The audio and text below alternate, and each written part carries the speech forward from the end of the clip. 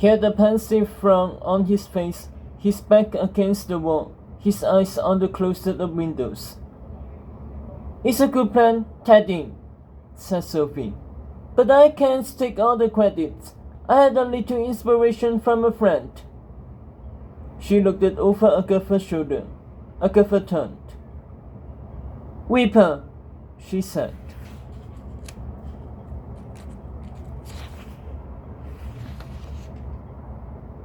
Her cat glided towards her on blue velvet pillow, hosted by two glums.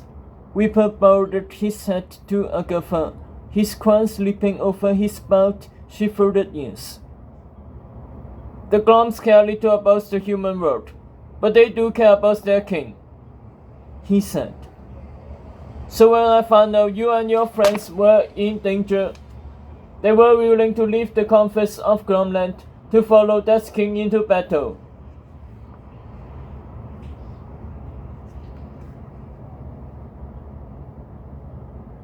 Agatha plucked them off the pillow and hugged them tight. Whipper glowed.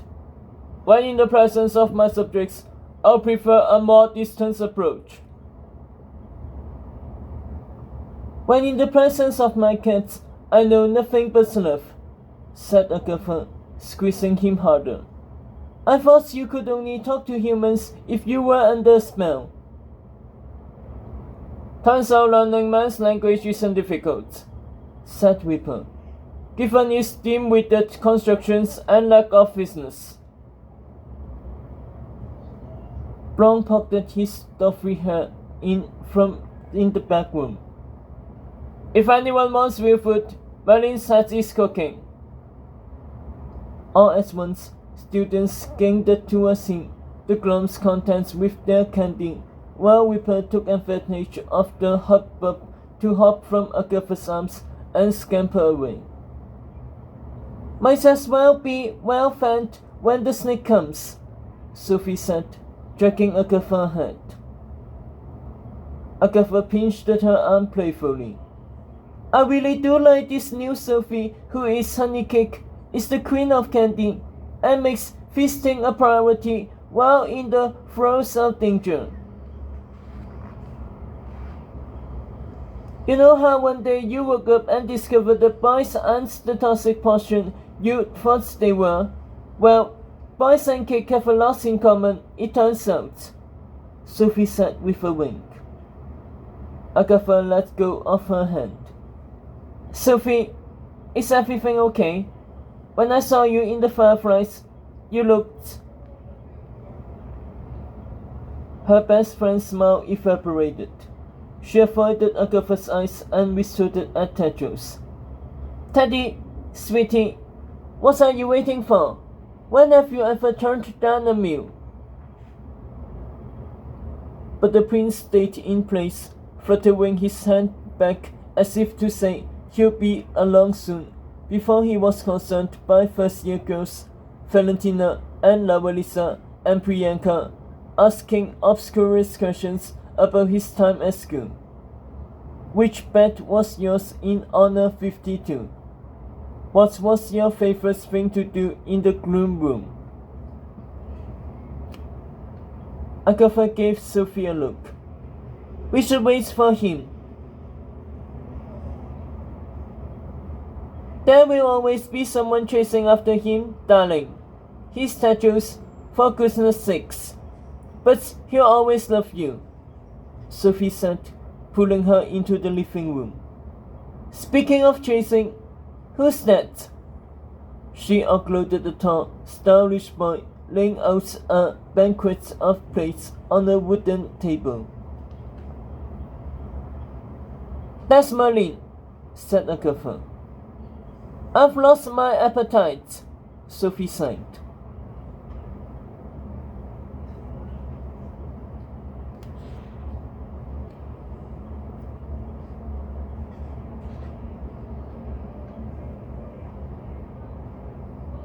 The living room was a heap of activity, bodies packed around snugly couched chairs and shuffling along the fluffy wet brown rug towards a colorful spread.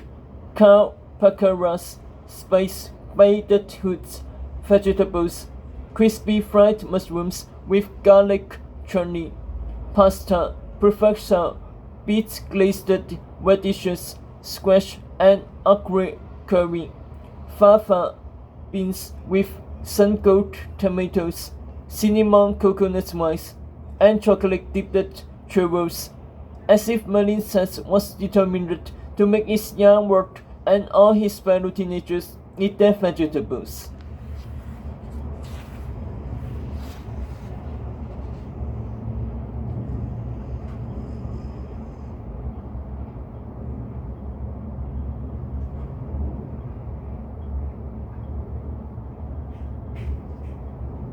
Meanwhile, between bites of churros, Raven and Fez were comparing iron pockets from the sooty fireplace, looking for the best weapon to ambush the snake.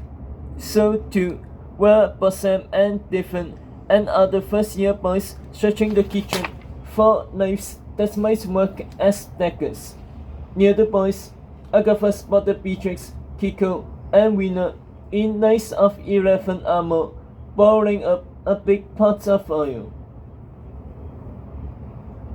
"You're here," Agatha said, racing in.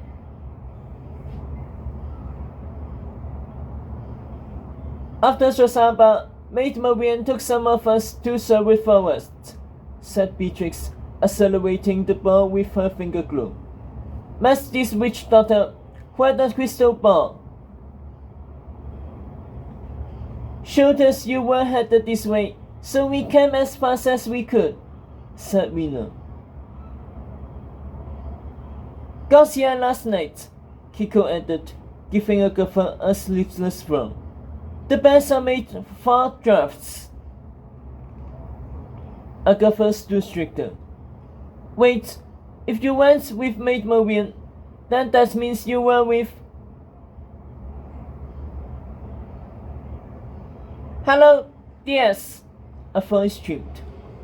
Everyone turned to see Dot swimming down a small staircase, a round-faced young teenager once more, munching on a plate full of vegetables turned to chocolate. "Think I'm going to be a witch doctor when I grow up," Dot beamed. Near Agatha, Hester glowed. "Just when I was getting used to Hasfleur dots. At least that's one mopped instead of tots," and the doll agreed. But Dot was already hugging and kissing them both, her two witch friends screaming and gagging, but doing nothing to free themselves. "Marian's still with you?" Hester asked.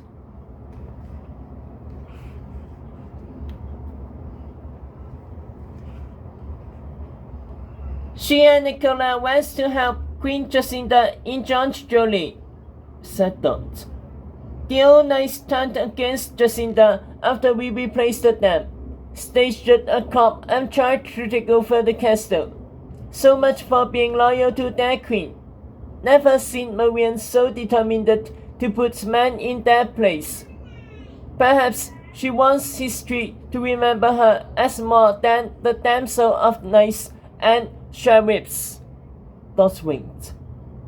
"Her daughter too,"